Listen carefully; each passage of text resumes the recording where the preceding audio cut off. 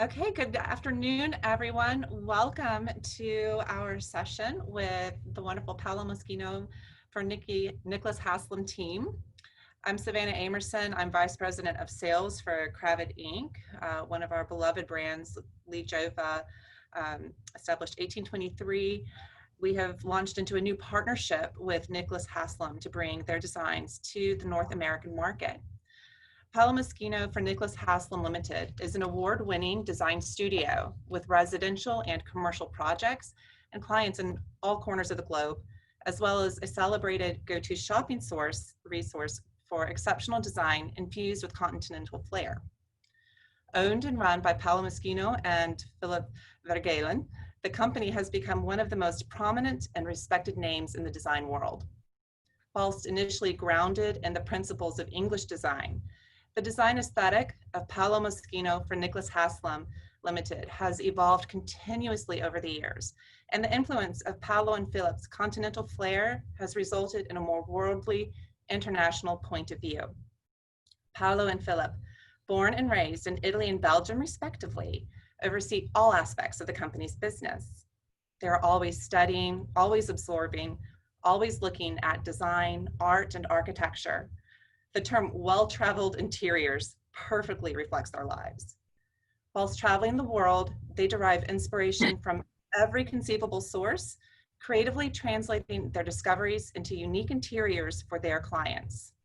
For them, design isn't a job, it's their life. So I welcome you. I promise you are going to love getting to know these gentlemen and hearing some of the stories behind their projects and their products. During the presentation, please feel free to use the Ask a Question button, and we will moderate questions and comments towards the end of their presentation. Thank you. Hello, everyone. I'm Paolo, and that's Philip. Hello. Paolo Moschino for Nicholas Haslam. I started working for Nicholas Haslam about 35 years ago. And 3 years after I started, the company was available on the market. I decided to buy. So I didn't want to drop the name Nicholas Haslam, being a well-known name in the interior design business. So the company has now become Paolo Moschino for Nicholas Haslam. Philip joined the company about 10 years ago, coming from a completely different background. Philip was head of global marketing for American Express for many years. And since then, he had a change of career. So we started our story on Pimlico Road in London. Pimlico Road is the destination for interior design in London. So anyone who is looking to buy a house or redecorate their house, they always pop in to see Pimlico Road. Since then, and since Philip joined, now we have 4 locations in London. And now I am so proud to say that we are available all over America through Cravat and Lee Jova.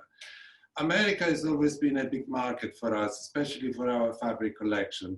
And for a long time, I've been longing and waiting to find the right partnership.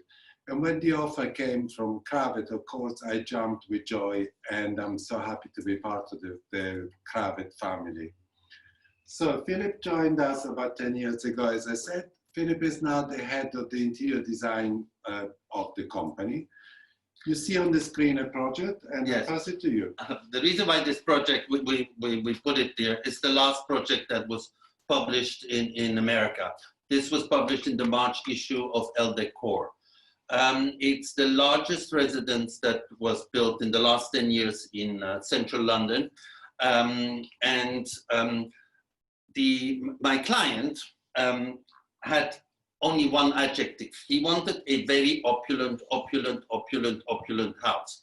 So what you see in front of you is actually a very toned down version of what my client had in mind. But I had really a lot of fun working on this project.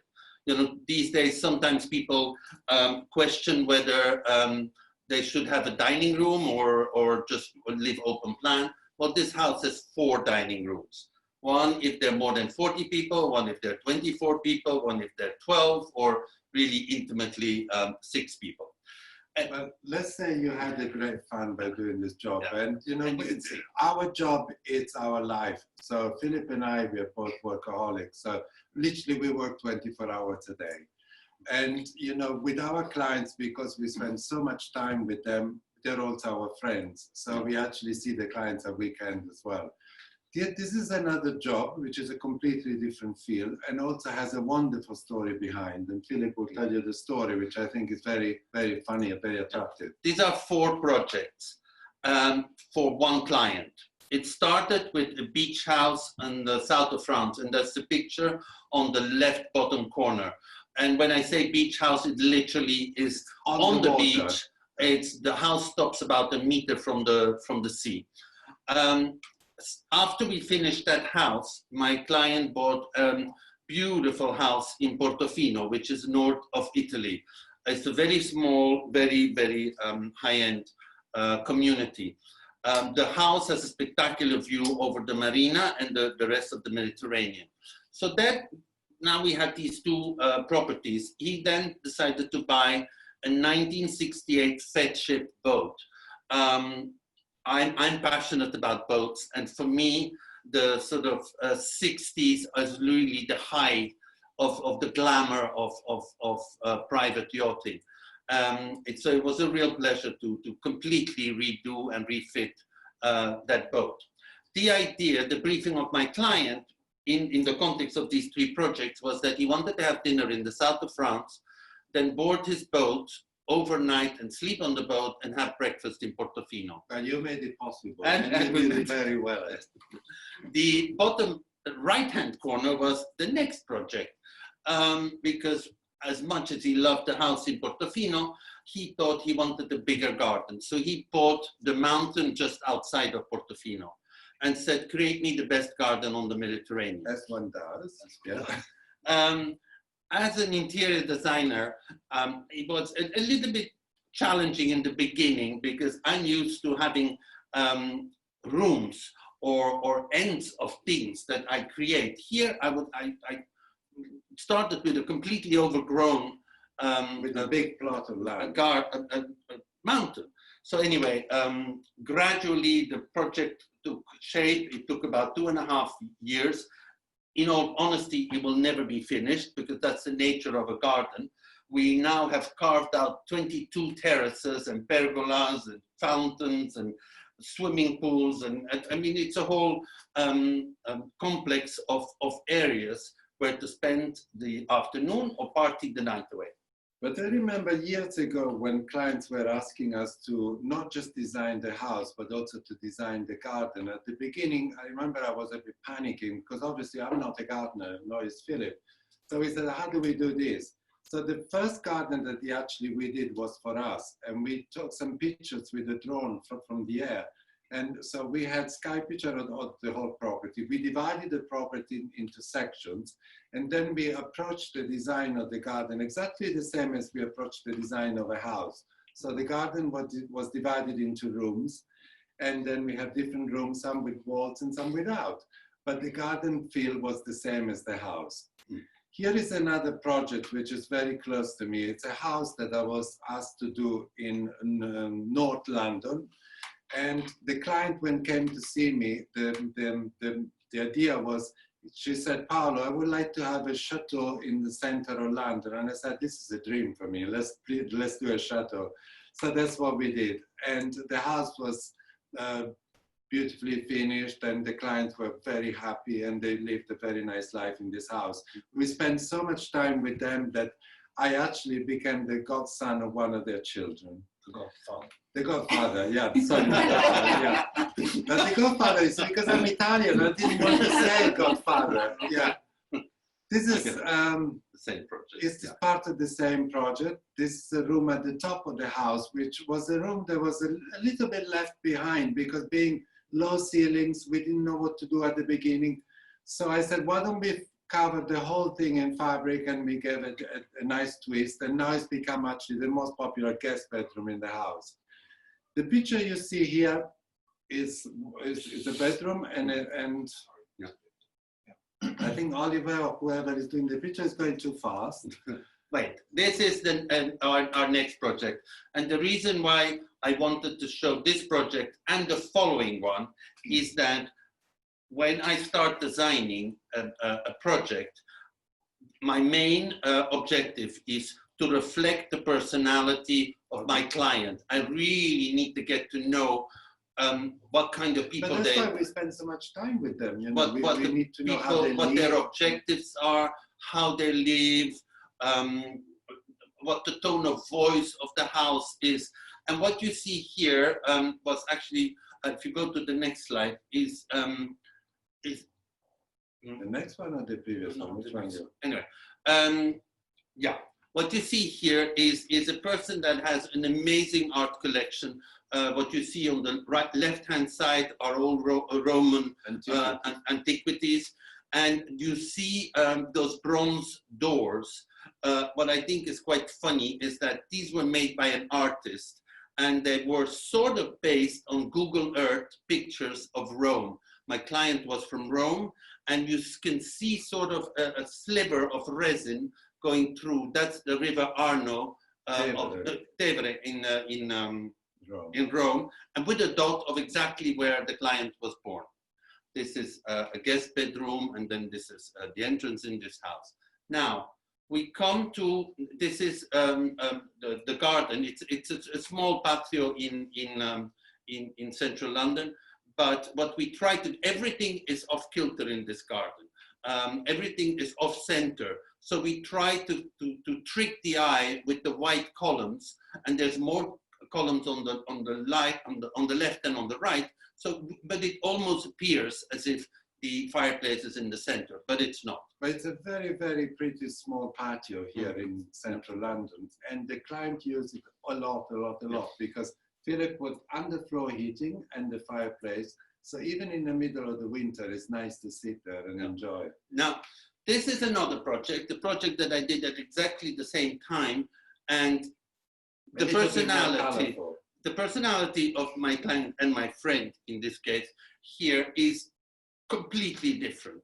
Whilst the previous house is somebody that's very intellectual, very calm, this person is just a ball of energy.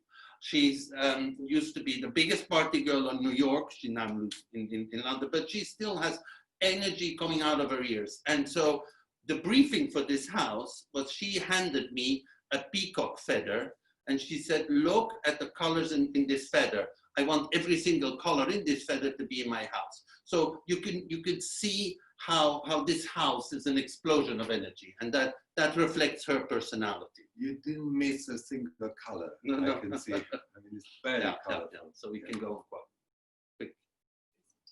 There's a delay. Okay. So it's a pity that we were not able to be there face to face as we were planning to do, but obviously for some obvious reason we are not. So, but we will definitely visit you later on in the year, because it's still in my diary. It's still in my diary to come and visit. So that was that. I mean, the two projects that I put side to side was because I wanted to see, to show you how I try to capture personality of my clients. The next project is a project that is live for the moment, meaning it's a building site. It's a huge privilege for the team and I to work on this. It's called Grand Hotel Villa Igea in Palermo in Sicily. It's a building that dates from the late 19th century. And we are turning, it was literally a sleeping beauty. Not a penny had been spent for the last 60, 70 years on that building. But the grandeur and the impressiveness, the glamour is very much still there. So it is our task to completely redesign it, but with respect for the history of this building.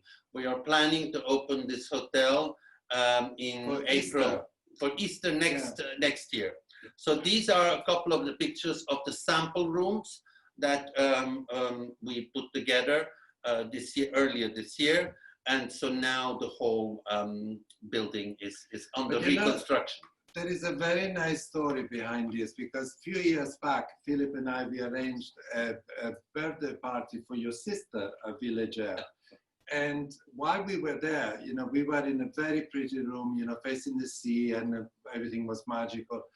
but very, very tired. Like Philip said, I mean, literally the windows were falling down.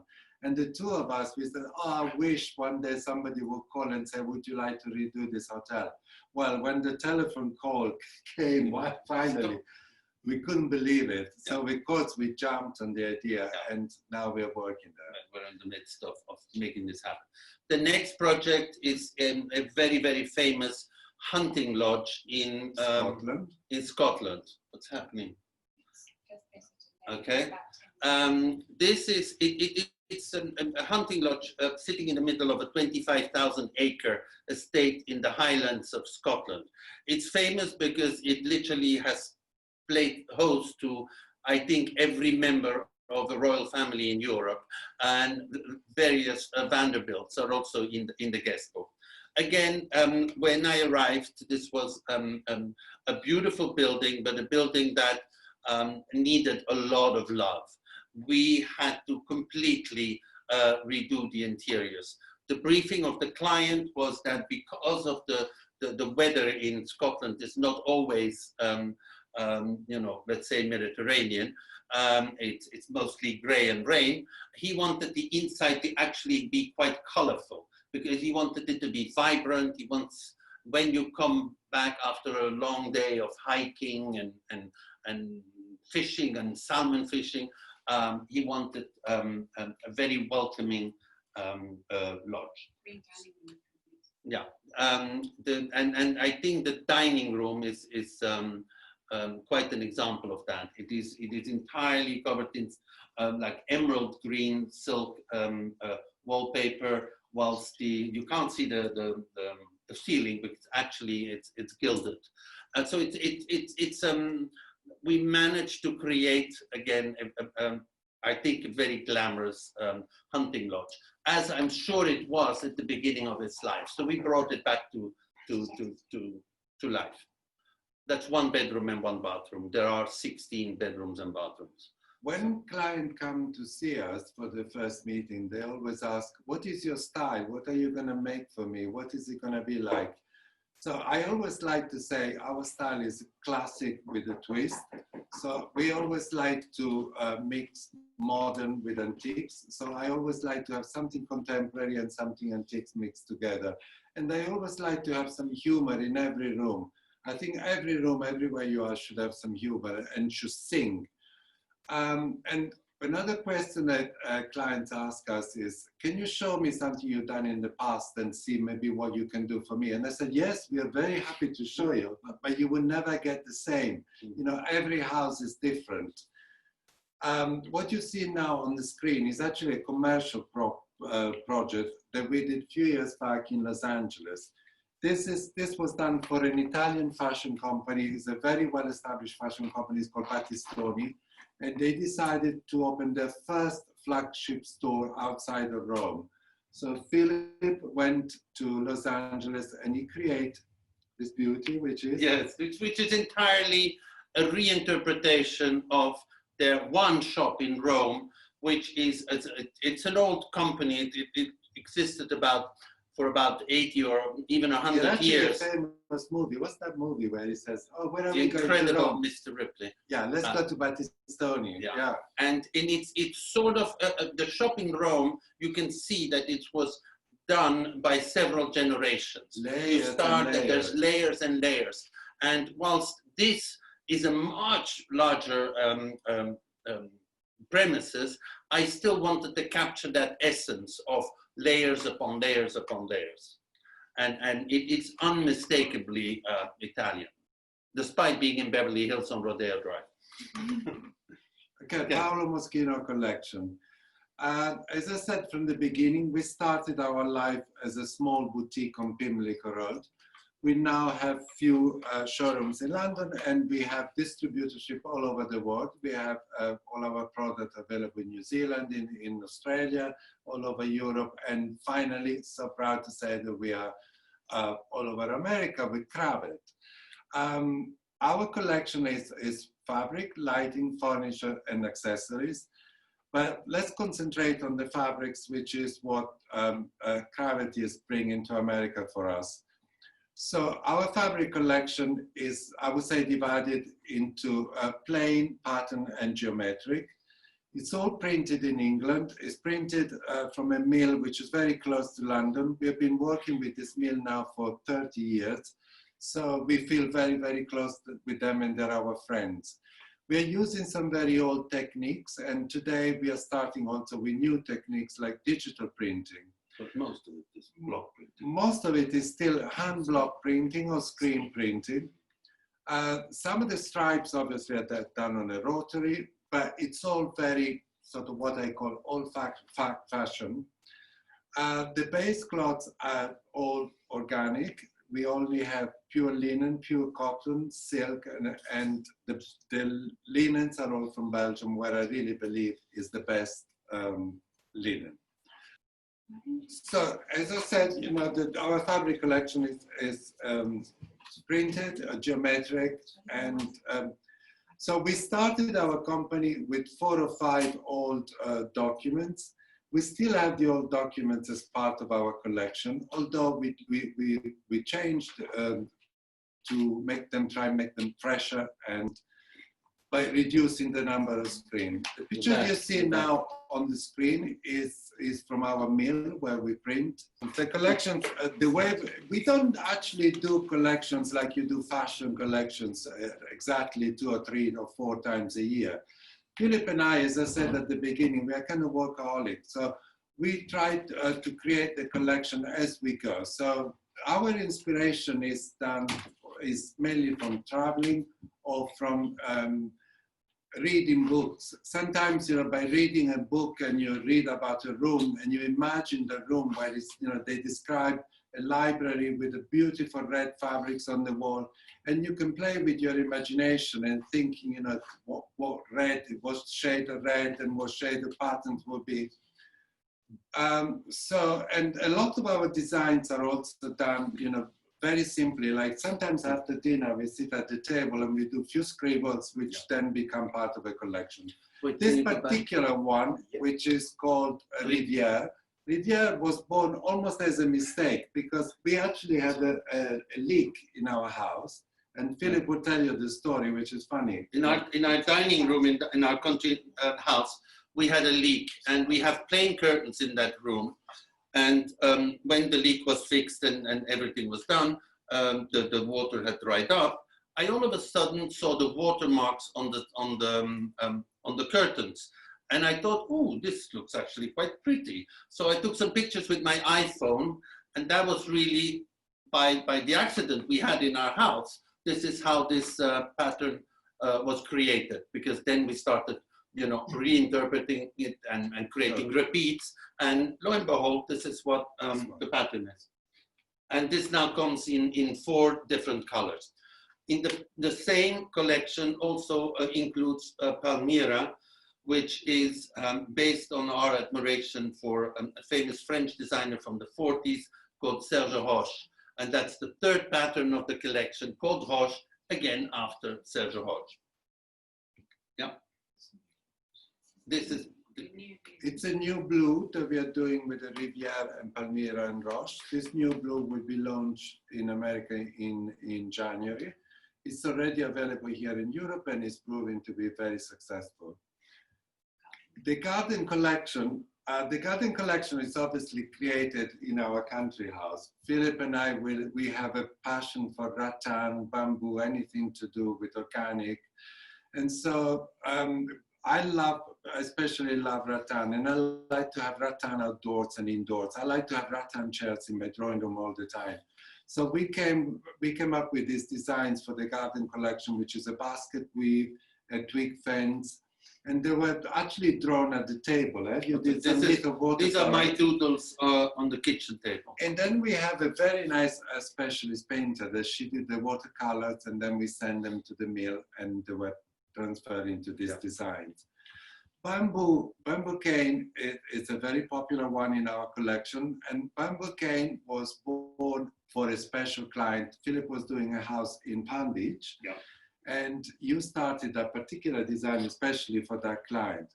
And like many of the others, you know, we start with one design in one color, And then, people say, oh, I wish you would do this one in a brown. And of course we can do it. So the collection goes, yeah.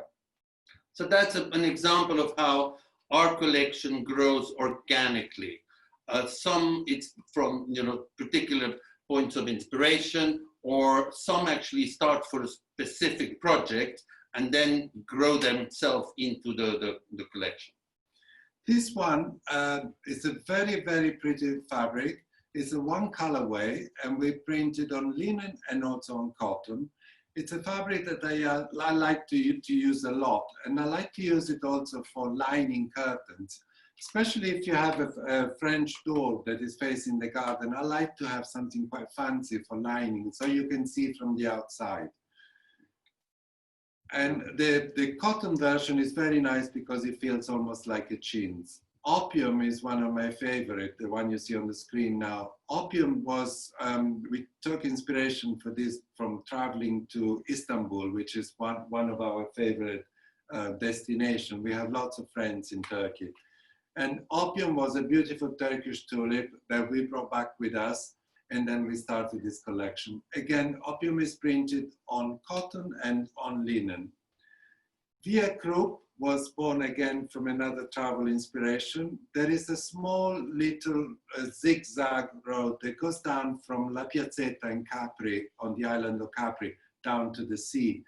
And Philip and I, we were walking down the little zigzag road, and we said, oh, this actually could become like a fabric. So that's how we did it. And then we had the coral, the little corals in the middle. Which is typical for Capri.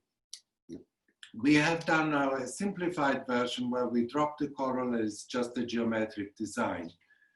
Beijing Blossom was a very old document that we had it for many, many years. Was done in quite a lot of screens and lots of colors. A few years back, we decided to drop a lot of the screen and print it on one colorway. It's become very popular. This is one of the custom fabric that we do, because being on one color, you can actually choose your color and we can print in small runs.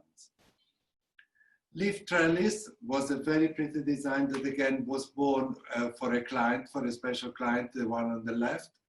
And then we simplified the design by reducing some of the screens, again, as you can see on the right-hand side, making it a little bit more modern and easier to use. Fresher. And fresher, yes, it's a fresher fabric. We always discuss with Philip, what can we do next? So that's how we come up with the ideas. Plains are a big part of our collection. All our plains are, if it's linen, it's from Belgium, where I believe is the best one. Silk and velvets are all from Italy. And the Elgin herringbones are all from the Highland in Scotland. On the plains, we have the natural glazed linen. This one actually has a very, very nice story from the beginning. It's the first fabric that we're starting exporting to America many, many years ago. And one day I was actually in the showroom, and Rose Tarlow, which I'm sure you know, the famous Rose Tarlow, came into the showroom, and she says to me, oh, Paolo, I think I would like to have a few yards of this fabric. And I said, yeah, sure, you can have as many as you like. So the day after, we received an order for this fabric, which was 5,000 meters. And I said to Philip, I think there is a mistake here. It can't be 5,000 meters. It must be 500. So I called the secretary and I said, I think there is a mistake. She said, absolutely not. Miss Tarlow would like 5,000 meters. I can tell you, I didn't sleep for weeks with the excitement. But the beauty of this fabric is also the way it's produced. Is natural glazed linen. As you all know, the glazed is usually applied on top of the linen. This one is not. This one is applied by, it's called beetling the fabric. So it's a very old mill in Ireland where they have, it's actually still a water mill, and it's the only place where you can produce this fabric. I discovered this fabric because Philip would hate me to say this, but one day I bought a jacket on a second-hand shop, and I looked inside, and actually the lining of this fabric was this particular linen. I found a tiny little label, I called them, they still exist, we went to visit, and that's how the story goes. But it's a beautiful fabric. Yeah. And this is another glazed linen. Here is the more glazed linen. These are glazed applied, like I said, on the top. The ones on the right is the Highland, which again, I said before, is all from Scotland. And the Arezzo velvet, which is produced in Italy. There is another nice story about this one, because again, this one is woven by a very, very old family mill in Torino. And it's the mill where they produce all the velvets for La Scala in Milano. So when clients come to the shop and they look at this fabric, I always say to them, if it's good for Maria Callas, it's good for you. What else do we have in fabrics? Now we have some favorite combinations. And the one you see in the middle, it's a fabric that I got inspiration from a China set. The dinner set that we have was in lots of different colors. We reduced the colors and we are now printing in monochrome, green and plum. The one on the left is the one I was saying before, is the Via Krupp, which we removed the corals and now it's become more geometric. Here again, other designs that we do. De la Tour, the one on the right, it's an old English document, was printed as a chintz on cotton and was 12 screens, 12 colors. 3 years ago, we removed some of the screens and now it's printed in brown and blue, or we do one where I feel very proud because it's actually called Paolo's Green. The next one, I think is probably Aurora, if I remember well. No, we have blue and white. Oh, well, blue and white is a big part of our collection. I mean, who doesn't like blue and white? We have a lot of blue and white in our collection. But the fabric you see on the top left, which is called Cable, was again designed by Philip. You did it as a little watercolor, and he started his life for a boat. For a boat, yeah. I was decorating, redesigning a boat, and I thought, you know, this would be perfect. And this is typical. So this was born in blue and white for this project. Somebody saw it in the shop and said, "Would you do this in beige?" And this became then a Cable collection. But it started as a private commission for a project. Here is just other combinations of our fabrics. You know, you see the Odessa, which is a very popular one. It's printed in France. It's a very old-fashioned mill again. And it's a very, very pretty design. It's almost like an Indian design. It's very delicate. And we also do it as a plain. The next one would be brown and white, which is a great favorite of mine.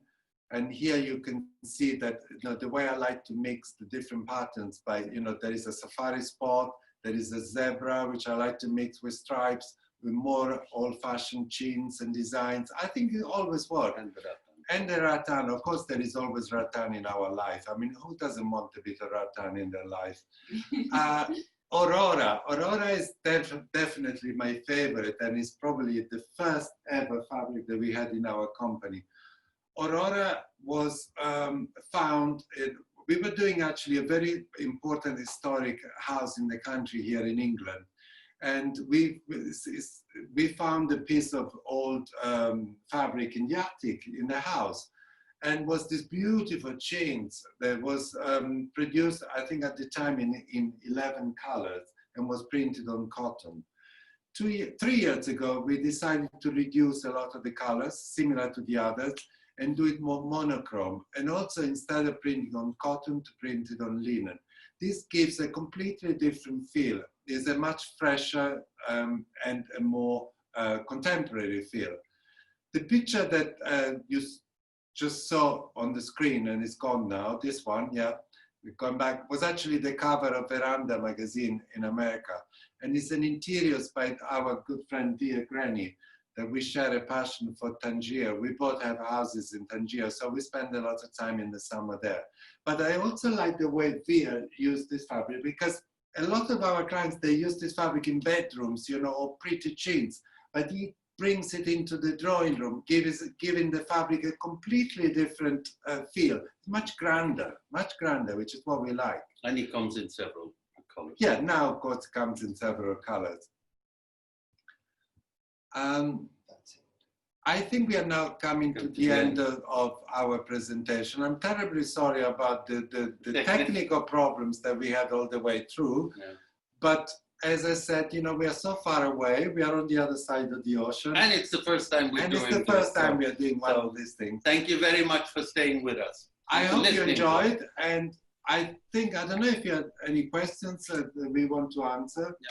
We would be more than happy to do so.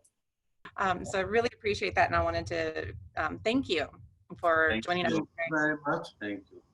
And we do have a few questions from some of our guests. So Good. I like questions and answers. That's my favorite part. the first question, what do you have to consider differently when designing for a yacht compared to residential? Oh, that's for you. First of all, no matter how big the boat, storage is of the utmost importance. There cannot be 1 square centimeter of lost space on a boat. Secondly, for some reason, everything to do with a boat costs 10 times the price of a house. A screw might cost 1 cent. Well, that same screw, if you want to use it on a boat, it costs $1. I don't know why, but that's just the case. Then finally, I think I like the fact that that's maybe the same for house as well, but I think the outside and the inside should marry seamlessly. Sometimes you go into boats that look one way on the outside, and then you walk in and you walk into a completely different era, which I think it's a bit schizophrenic. But I love, I mean, boats are a passion for me anyway. And the contact with water. Yes, and the contact with water. I like boats where you can't be on the 8th deck and you don't even know whether you're and it takes you about 20 minutes to go down to the sea. Right then, you know, it's time for the drink. So, yeah. Wonderful. We have several more questions. How have your styles evolved over your career? How does it follow? Well, I started, as you said, from the beginning with an English style. After all, you know, I was working for a very, very strong English company. But of course, I brought my own style, which is more continental, and the same was with Philip. I guess... I think it evolves continuously. I think it's to a certain extent, you know, our clients push us to evolve. I used to be asked, oh, what is your style? And I used to answer, oh, I can do anything, but, you know, I don't like Russian Art Nouveau. That was sort of my standard thing. Well, lo and behold, 6 months later, somebody called me to do the renovation of an Art Nouveau building in Moscow. And I went like, oh my God, I don't know anything. But, you know, it was almost so rewarding because I had to buy so many books. I had to learn so much about it. And in the end, it was a lot of fun because it pushes your boundaries. I like people that push boundaries. I think if you're too safe, too middle of the road in interior design, you will never, you know, create real beauty. And it's important, I believe, to listen to the clients, listen the way they live, talk to them, spend time with them, see how they work, you know, how they live, and you know, if they have children, if they like dogs on the sofas, of course they have to, otherwise they wouldn't come to me. You know? But I believe it's important to spend time with the client. And continuously evolve, push yourself. But also, can I say one thing before I forget? We are extremely, extremely lucky to have an amazing team working with us, because without them, there is no way we could achieve anything. Yeah. Like we wouldn't be here today if we wouldn't have, you know, our team. We wouldn't be here today without Lee Joseph. Exactly. See? So that's a big part of us. Yeah. Thank you. Yeah. Oh, that's great. Good teams and good partners. Yeah. Always. That's one of the best things about our industry is the relationship. Deanna asked a related question for you. What inspired you to dive into this profession? Oh, for me, it's always been, okay, so I was for 17 years in financial services. My last job at American, only with one company. I worked for 17 years with American Express. I lived everywhere, in New York, in Washington, in Frankfurt, in Amsterdam. I lived, you know, it's a global company, Singapore. And I loved it, absolutely loved it. But my real passion was always interior design. And Paolo and I think at that stage it was more driven. I mean, we redesigned our apartment, and that apartment somehow was published many years ago. Many years ago. It's time to do it again. Yeah. But that apartment was published in virtually every single magazine. And then it won the I award. guess it's a big booster. Yeah, and it won the award for the best residential design of the year. And you know, when you looked at the people that were judging, it was Peter Marino, it was they were the big bonzos of the industry, and it gave such a boost of confidence. I thought, oh my God, if I can fool these people, I can fool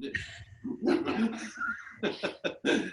So that sort of, but it was always a passion, always a passion. Yeah, it's always been a passion. I remember when I was a child, walking through museums and seeing all this work of art, and actually think this was quite boring. And then somebody said to me at that time but try to see them in a different view. Like, imagine that painting if it was in your own house. I never stopped thinking since then. Yeah. So another question that's come in is, when a client brings a project to you, a residential project, what room in the house do you typically start with? I love bedrooms. I love bedrooms. Bedrooms are my favorite. So now when we started making doing a hotel, can you imagine? I feel the luckiest boy in town with all those bedrooms. But Philip, you prefer drawing rooms, no? No, I like dining room. And dining room is like a social life. Yeah. It's very social life, and it's the one thing where I feel we can create theater. I want to create a room because you only spend several hours there, but I want to open the door and just naturally there needs to be a big smile on people's face, going like, oh, this is nice. So that's what I like.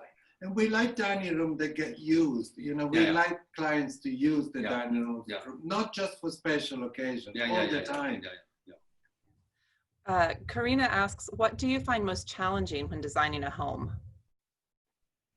The most challenging, well, I can tell you, I did a very, very nice house for a client in New Jersey, and was a big house actually, and it took us about a couple of years to finish the project, and we became very good friends.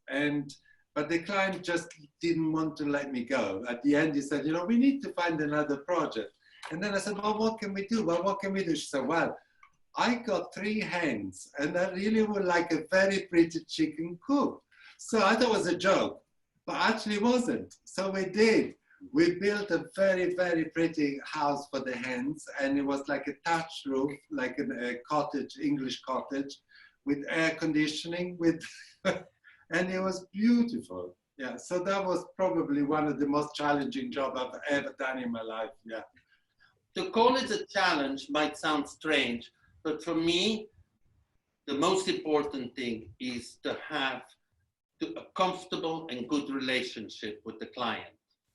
It needs to click. That's vital. I would far rather do a 1-bedroom basement flat for somebody that, we get along with, than a palace for somebody that, it doesn't work. So that's important, really, really important. And you can see it in the end. You can see it in the end when it's been a happy collaboration. It just shows. I don't know how, but magically it shows. But I guess every project we do, we want it to be a legacy. So we would never do something that we feel embarrassed about it. Yeah. So Philip always says, one thing I don't do is vulgarity in any jobs. But we always avoid that. Yeah. It's a good rule of thumb. You showed one of your amazing projects in Italy with the hill.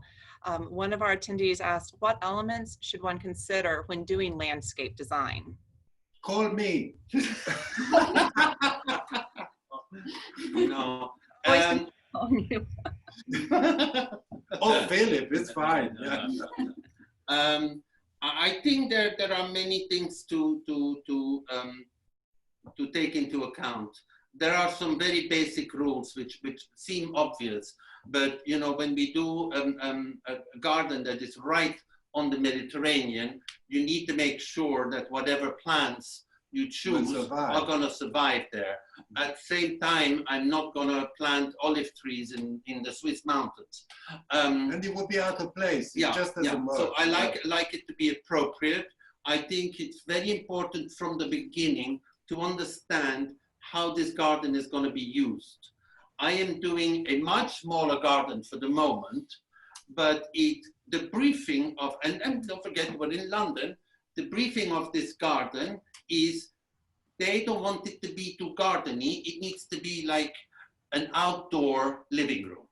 That's what with lots of plants and lots of greenery, but it's all around entertaining. So we have 2 fireplaces, we have a lap pool at the end, we have a pergola in the middle for dining, and we have this enormous structure that covers a big sitting area as well. So it's really understanding how is this garden going to be used and what is the client after. Great. I'm going to combine 2 questions that have come in from Batele and Camilla because they're very related. Did you pursue education for interior design or primarily learn with experience? And also, how important has the architectural education been in informing your work as an interior design team?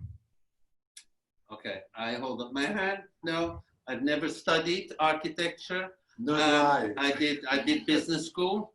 That's how I ended up and I did my MBA at INSEAD. That's how I ended up at American Express. However, one of my nicknames from a long time ago is people call me a walking library. I'm always with my nose in books, and I'm a sponge. I'm a sponge for everything I see, and so when I say walking library, I have a list of a list of things in my head that I can continuously go to, and then I'm very lucky to have a team of qualified architects that can help me with the technical execution of our drawings. Yeah, and in fact, you know, for some clients, like the client of that one slide that for which I did several houses and several boats, we are now actually not just doing interior design; we're building houses for him. So and I'm able to do that because I have the support of architects working in our team. But sometimes they're young students, they come and see us and they say, what would you suggest I should do, you know, for my career? What do you think I should invest in? And they always say, look, experience is the most important part.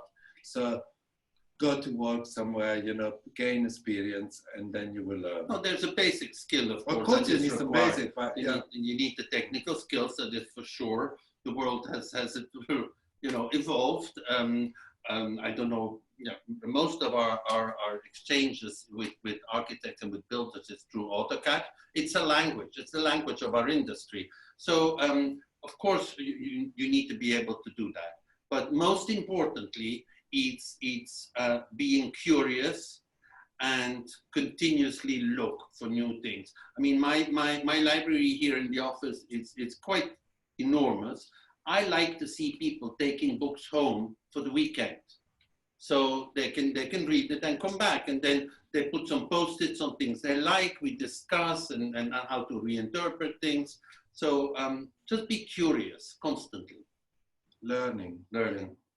It's like you guys have been able to read my mind. We actually do have interior design students joining us today, and one of the questions posed was words of advice for students as they get ready to launch into their careers.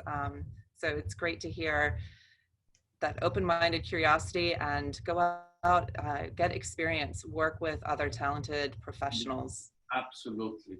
And I sound like a broken record, but that ongoing curiosity to find the new things is crucial.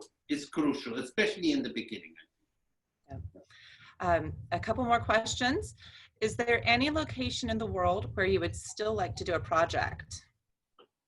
Anywhere you haven't had the opportunity to work yet? Atlanta. Yes.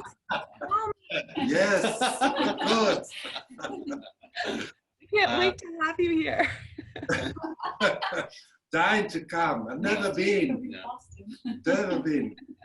And next week we'll be in Boston. That would be a nice project too.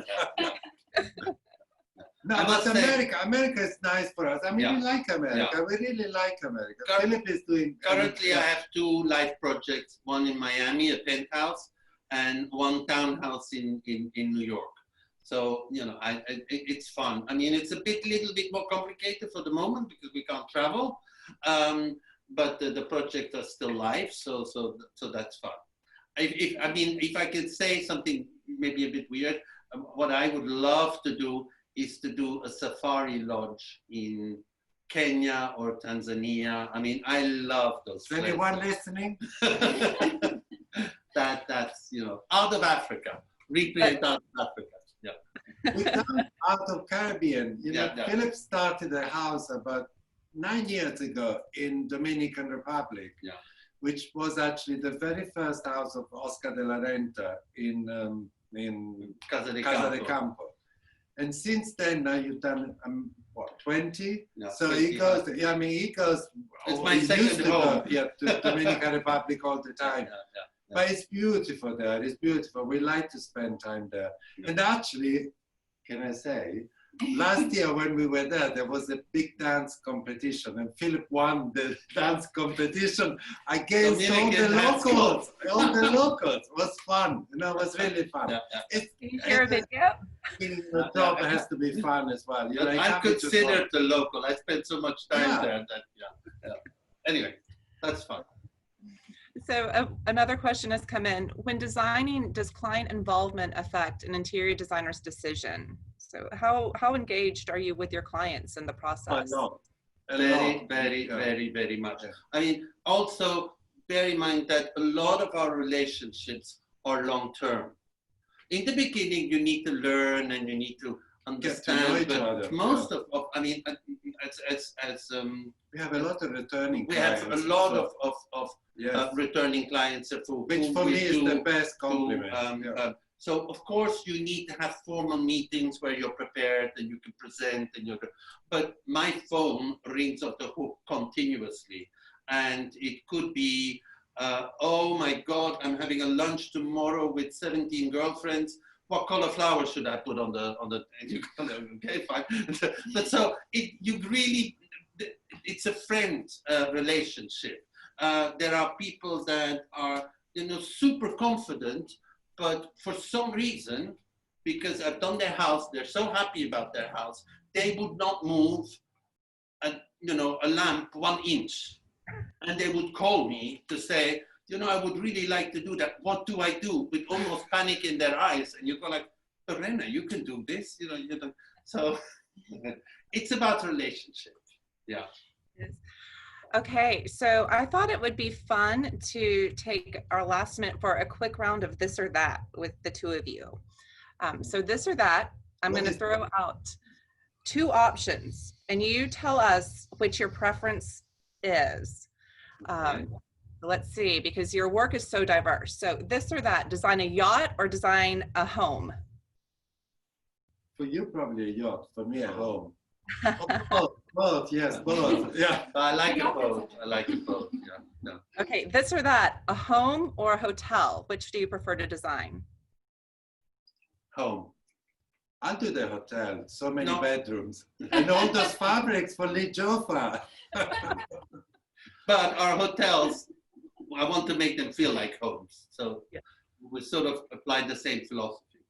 Hotel or retail? Hotel. Hotel, yeah. Okay, and the trickiest one of all, interior design or product design? Interior design. Oh, I like products at the moment. I'm very keen on products, yeah. But for me, interior design. So between the 2 of us, we can do both. You complement each other perfectly. The last question is, does your company offer internships for students? And if so, how would they reach out to inquire? We do. There are a couple of rules, I must say. You can reach us on our website. There is an email address called opportunities@nicolashaslam.com. In general, we don't do unpaid internships. I think, you know, people should be rewarded for Yeah, the we job. don't believe. But secondly, in general, we don't take interns for less than 6 months. People that come like for a month, by the time where they know where the copier is, you know, and they learn how we work and how our systems work, they're gone. So, you know, I feel, and you know, that when we are investing in them by teaching them things, there needs to come to a point where they can also contribute. That's when an internship becomes interesting for both parties, but also for the intern. Just coming in and, you know, sitting here for 2 weeks is not going to do much, I think. But so that we do interns. Yeah. We have interns. Yeah. Thank you for the information. Again, I want to thank everyone for joining us today for this lively presentation and conversation with Paolo and Philip. We're so excited to be representing you here in the United States and in Canada. And we invite and welcome everyone to come visit us at our showroom in ADAC, where we have the collection beautifully displayed in our new collections area. And we can't wait for you to come see the product in person. Thank you, Savannah, for the introduction and for bearing with us for the last 1 hour. Yeah. Thank you, everybody, for joining us. Goodbye. Need to leave.